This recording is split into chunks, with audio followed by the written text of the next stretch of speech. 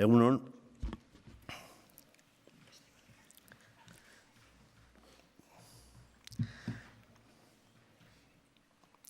Laburki bada ere, 5 puntu hauetara mugatuko naiz nire hitzalditxo honetan.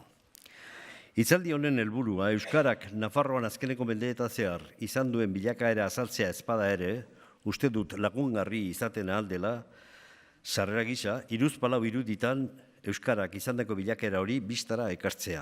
Orain dela 50 urte, Euskara Batuaren aldeko erabakia hartu zenean, Nafarroan Euskararen eremu geografikoa zein zen ikusarazteko. Hemen ditugu 3 mapa hauek, 12. mendekoa, lehenbizikoa, 19. Bonaparteren garaikoa, eta Batuga onartu zen garai horretakoa. Ez dira zehatzak, baina gutxi gorabehera ikusteko bilakaera. Seguruenik ere, Nafarroan Euskara 20. mendearen 60ko hamarkadan aurkitzen zen unerik larrienean, kinka larrian alegia, ezbaitzen 100% iristen Euskaldunen kopurua. Eta horietatik gehienak adin batetik gorakoak baitziren. Sánchez Carrión, Txepetxek, el estado actual del Bascuente de la provincia de Navarra liburuan, atzerakada horren zenbait faktore aztertu zituen, eta bertzeren artean honako hauek aipatzen ditu. Familiako transmisioa krisi larrian sartzen ari zela. Euskaldunen gehiengoa alfabetatu gabea zela. Euskararen aldeko estimua galtzen ari zela eta gaztelaniaren mundua gerota itogarriagoa zelako bati bat Ibarretako buru diren herri gehienetan. Hala nola, hor, ikusten aldu zen bezala, Altsasu, Etxarri, Mugamugan, Irurzur, gero goragoia, Lekunberri, Donesteben, Beran, Elizondo Iruritan eta Barretan. Txepetxentzat, itxaropen, Txepetxek deskribatzen duen panorama erabat suntzigarria bada ere, hauts artean, erdi estalirik zegoen Euskararen garrari, gaineko hauts horik entzen hasi eta itxaropenaren argia ikusi nahirik, honera zioen, quiero creer que nuestro viejo euskera va a vivir momentos de resurgir. Txepetxentzat, itxaropen hoiek honako hauek ziren. Batetik, urte horietan sortzen hasiak ziren ikastolak. Iruñean, 75, Leitzan, 77, Olatzagutian eta Aldafallan, 79, Elizondon, Etxarrian alatzen eta Lekunberrin, 70 eta bar. Eta berzetik, Foru Diputazioaren Printzipete Biana Sailak, 77 aitzina, Euskarari ematen ari zitzaion babesa. Euskararen sustatzea atalaren bitartez. Babes hori, neurri hauetan gauzatu zen. Euskara zekiten aurrei sariak eta diploma erdian duzen hori ematea. Euskarazko klaseak eskola publikoetan pixkanaka sartzen hastea eskolak ordutik kanpo baldin bazen ere. Eta Printzipe de Biana aldizkariaren euskarazko gehigarri hilabeterokoa 7.000 familiatara doainik helaraztea. Garai berri horren hasieran eman beharreko urratsa bikoitza zen. Batetik, umei eskoletan euskara irakatsi ahal izatea eta bertzetik euskaraz irakastea. Aurrak euskaraz ezitzea. Horretaz gain, irakaskuntzari dagokionez aipatzeko da urte haietan abian jartzen hasi zela helduen alfabetatze euskalduntzeko ikastaroak. 72an eraiki zen Arturo Kampion ikastola euskaltegia Iruñean eta hamarkada horrengo urteetan AEKako euskaltegiak, irakasle eskolarenak, Iruñeko hizkuntza eskola ofizialarenak eta bar. Bigarren puntura pasako naiz, Euskara Batuaren beharra Nafarroan. Beraz, xede nagusia eta itxaropena Euskara salbatzea zen. Eta horretaz gain, Euskara pixkanaka, Euskaldunen arteko hizkuntza bizia bilakatzea ere bai. Baina nola planteatu eta nola hasi bilbide berri hori? Tokian tokiko euskalkia edota hizkera irakatsiz eta landuz. Hori izanen zen bidea egunen batean euskaldu guzien harreman hizkuntza izatera iristeko? Beste hitzetan errateko, euskaldunek beren hizkuntza nazionala izateko? Josemari Satrustegiri, hainbatetan entzundako pasarte bat ekarriko dizuetko gora. Pasarte horretan, 1977 urtean, izandako bilera baten berri ematen du. Satrustegiren erranetan, bilera horrek garrantzia handia izan omen zuen. Madrilgo Hezkuntza Ministerioan lan egiten zuen Serra Estrutx izeneko funtzionario batek, Orduko euskaltzain buru zen Manuel Lekuonari elkarretaratzea proposatu omen zion. Halako egun batean, goizeko 9:00 Zumarragako tregeltokian. Presazko eta aldi berean isilpeko bilera zela adierazi omen zion. Isilpekoa funtzionari hori etzelako inoren ordezkari gisa etorri, bere kasa baizik, eta horretaz gainera, Gipuzkoa atzoarrazule bazala, garai hartan salbuespen egoeran zegoenez gero, arriskutsua zelako bilera ez ofizial bat egitea. Lekuonak 3 euskaltzain ditu omen zituen elkarretaren horretara. Michelena, Satrustegi eta 3. bat, Satrustegin ustez, Bilasante, omen zen. Zumarragako tregeltokitik urretxuko komentu bat ere omen ziren, seguriadegatik. Eta Serra Estrutxen mezu argia honela laburbilduko nuke. Erran omen zuen, konturatu behar duzue, zer datorkizuen gainera. Ematen baitu Franco ez dagoela luzerako. Eta begibistakoa da, frankismoa amaitutakoan, gaztelaniarekin batera, Espainiako gainerako hizkuntzak ere ofizialak izanen direla. Eta une hori iristen denean, zer eginen duzue? Zertan irakatsiko eskoletan? Zertan idatziko komunikabide eta barretan? Euskalkietan? Azpi euskalkietan? Tokian tokiko testu liburuak argitaratzeko almenik eta giza eta diru balibedirik izanen duzue? Eta bar, eta bar, eta bar. Satrustegik dio. Ser estrutx katalana izaki. Orduan, orduan galduko zaizuela behin betiko zuen hizkuntza, horrela, gaineratu omen zien. Hizkuntzaren estandarizazioaren presazko premia ikusi arazi omen zien, bai eta lortu ere neurri batean bintzat, ze Serra jauna agurtutakoan, euskaltzain buruak, Michelenari agindu gisako eskaera hogin omen zion, koldo berehala hartu beharko duzu horren ardura. Handik urte batera izan zen Arantzazko biltzarra. Nafarroko panorama hartan, bai euskaraz oraindik mintzatzen zen tokietan salbatu ahal izateko, bai galduxia zegoen tokietan errekuperatzen edo bizibarritzen hasteko, eta baita erabat galdua zegoen eremuetara edatzen hasteko ere, mesedegarri izan dute zen batuaren aldeko erabakia. Orokorrean, zalantzarik ez dagoela ematen du. Adierazgarria da, handik 4-5 bat urtera, 1973an, Jose Angelik Iregaraik argitaratutako euskera eta Nafarroa liburuan, batuaren beharraz argi mintzo denean erraten duena, laburbilduz honako hau gutxi gora bera. Indar gutxiko euskalkietan zatiturik eta demografiaren aldetik oinarri askirik ez duten euskalkiak ditugu Nafarroan. Horietako batzuk gainera, betiko galdua jadanik, erronkariera, erraterako. Hil labiziko atakatik atera beharrean gaudenean amets hutsa da oinarri sozialik ez duten hizkerak salbatzea. Eta oraindik amets handiagoa bide horri jarraituz euskara galdua dagoen eremuetara eratzea. Sendabide bakarra, euskararen batasuna, euskara batu alegia. Zer euskara iraketsiko dugu ba Iruñerrian, Estellerrian, Tafallerrian, Zangozerrian edo Tuteraldean? Bertze kontu bal izateke, bizirik dagoen tokietan eta etxean ikasi duten aurrekin jarraitu beharreko metodologia. Alegia, tokian tokiko euskaratik hasita egitea urratsez urratz bide hori. Hirugarren puntura, batuaren eragina administrazioan, irakaskuntzan eta komunikabitetan. Batua, erabaki eta 18 urte geroago onartu zen Nafarroan euskararen legea. Eta honekin batera, euskararen ofizialtasuna euskalduna deitutako eremuan eta nolabaiteko onarpena mistoa deitutakoan. Horren ondorioz, ordura arte ez bezala, euskara 11 esparrutara zabaltzen hasi zen, hala nola, herri administraziora, hezkuntzara eta komunikabideetara.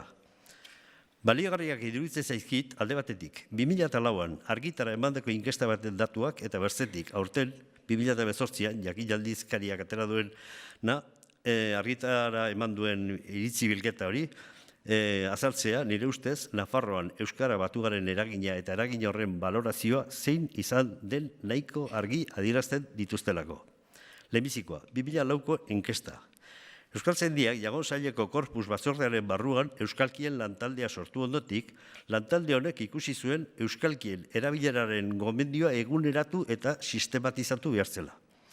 Lan horren emaitza izan zen Euskaltzaindiak 2004an argitara eman zuen adierazpena euskalkien erabileraz irakaskuntzan, komunikabideetan eta administrazioan, izeneko 127. araua. Adierazpen horren prestatzelanetan lantaldeak Nafarroan galdeketa zabal bat egin zuen. Inkesta horretan 6 galderen bitartez, Euskara batuak eta euskalkiek Nafarroko administrazioan eta hezkuntzan zuten tokiaz galdetzen zen.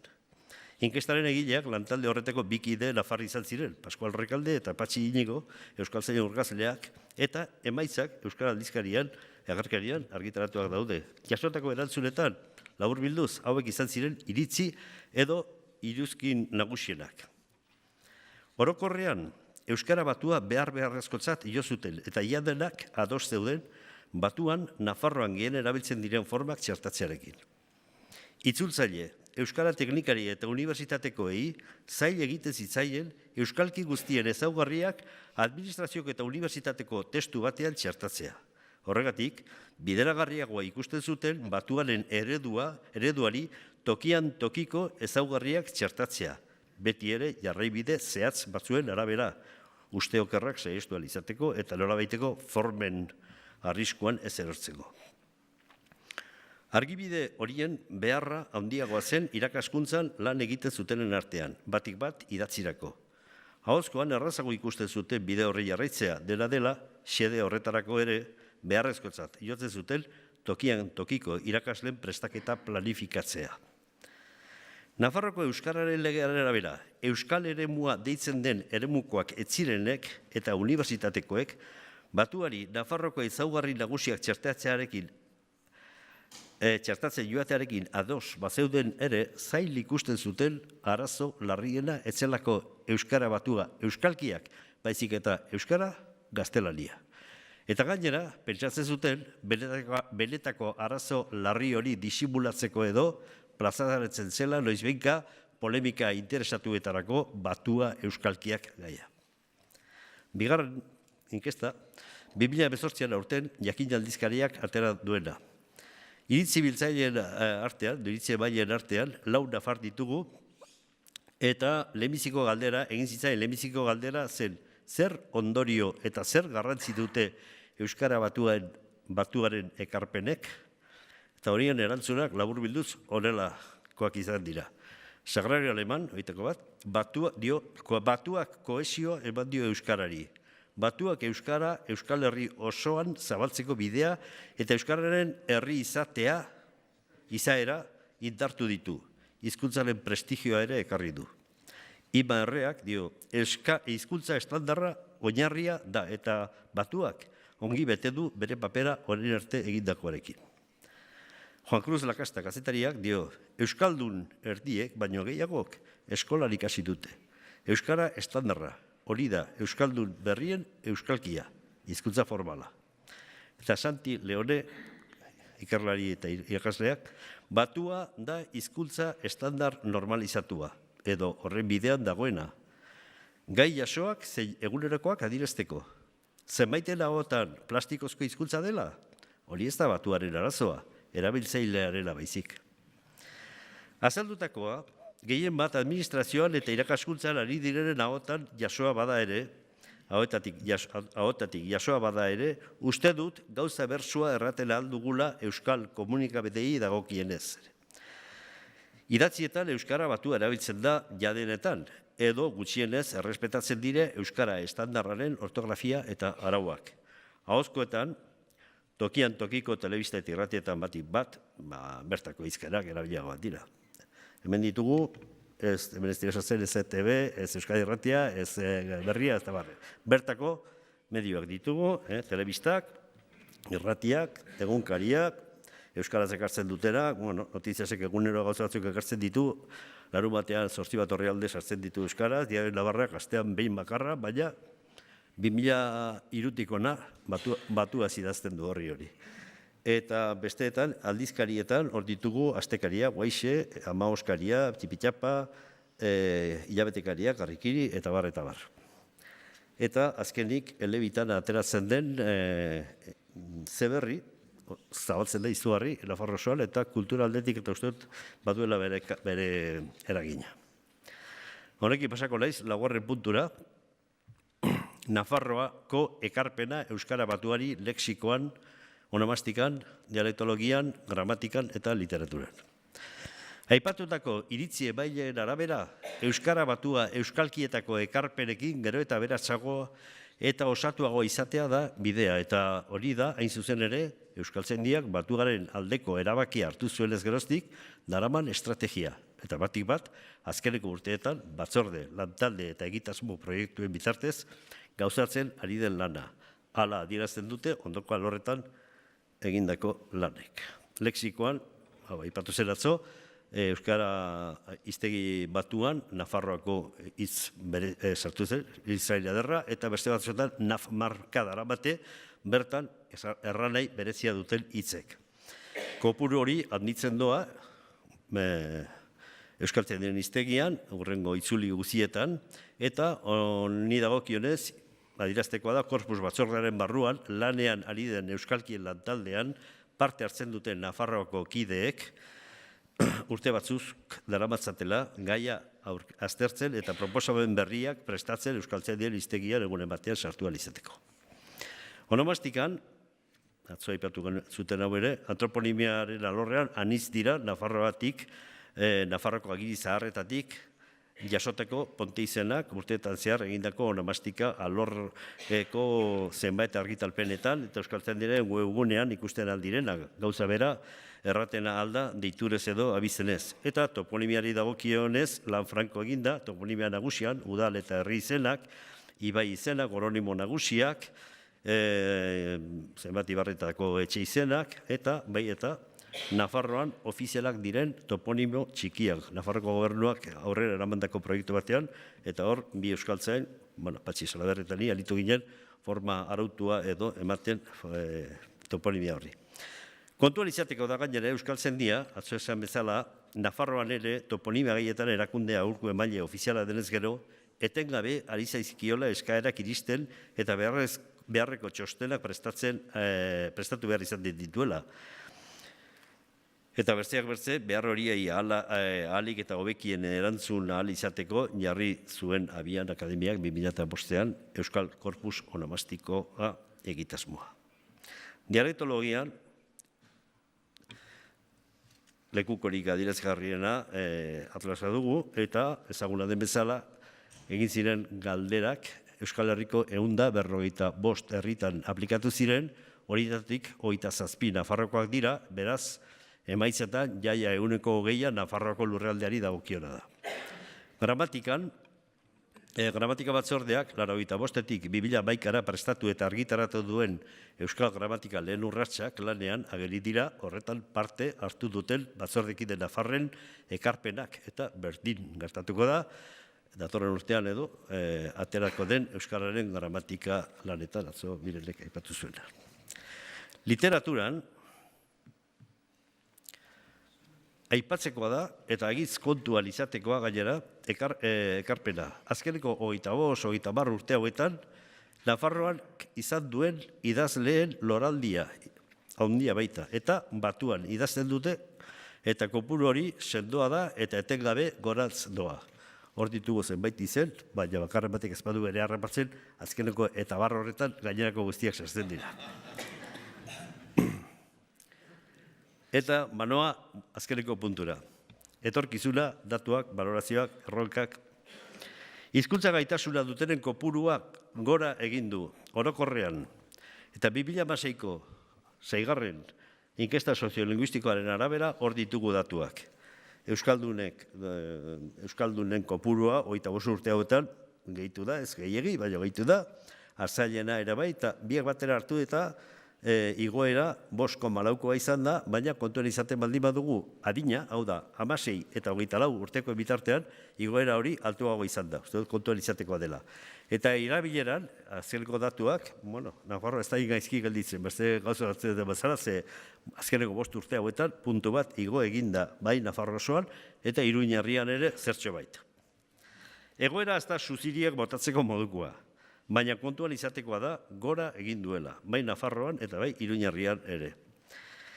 Balorazioei eta erronkei dagokienez, gorago aipatu ditudan jakin aldizkariaren iritzi bilketan, lau nafarrek bigarren galderari buruz, hau da, galdera zen, bigarrena zen, zer erronka ditu Euskara Batuak etorkizunari begira, erantzundakoa, gutxi gora bera, horrela laburtuko nuke. Santi Leonek dio, gogoeta ez da batua euskalkiak dikotomia antzu eta gaiztoa, baizik nola joan Euskararen eremua zabaltzen eta Euskararen osasuna bizkortzen. Juan Cruz Lakastak dio, mintzatzeko naturaltasuna lortu behar da, eguneroko bizirako lokuzioak eta bar sartuz. Imarreak batua aberasten jarraitu behar da dituen baleabideetatik edanez, hots literaturatik, bertsolaritzatik, ahozkotasunetik, euskalkietatik. Eta Sagarra Lemanek dio, erronka da hizkuntza arlo guztietara egokitzea. Eta hemen, eta denen ardura izatea hizkuntza maila hobetzea. Bai eta azkenaldian ikusten den batasunaren aurkako moda falsua gainditzea ere.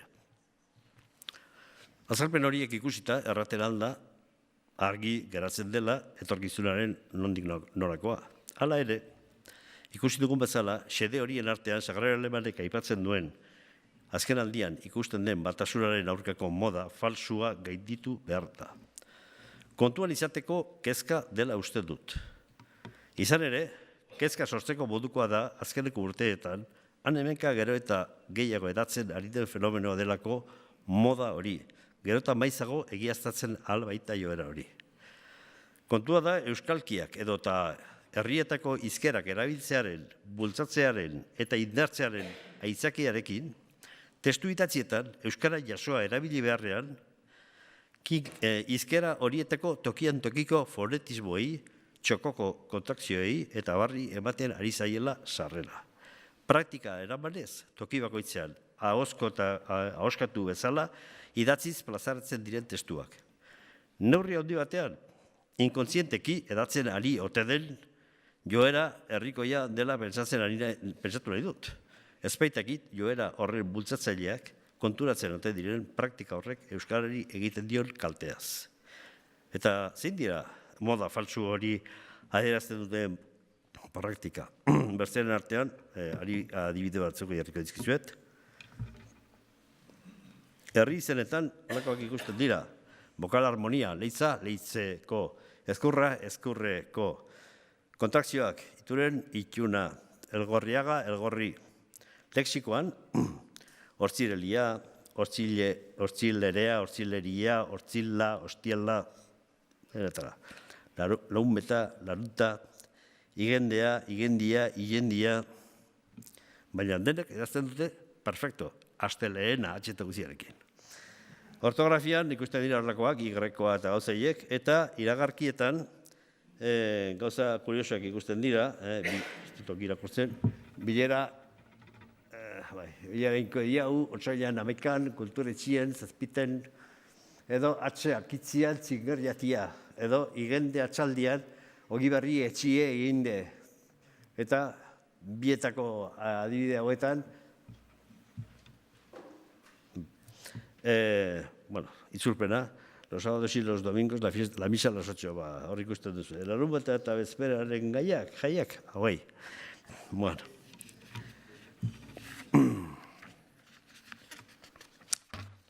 Pentsatzeko da, eta espero dezagun, moda hau ere gainditu ahal izanen dela, joera horri galga lehenbailean jarriz, eta horretarako neurriak hartu behar dituztenek hartzen badituzte behintzat. Eta gai izanen garela, hainbertze urte ondotik eta hainbertze kostatako bideari eusteko eta bide horretan urrats berriak eta emankorragoak egiteko. Euskara bera aberasteko eta zortzaion duintasuna eta prestigioa eman ahal izateko. Eta, denborari baldin badugu, laburbilduz, hitzaldiaren edukia hori izango litzateke.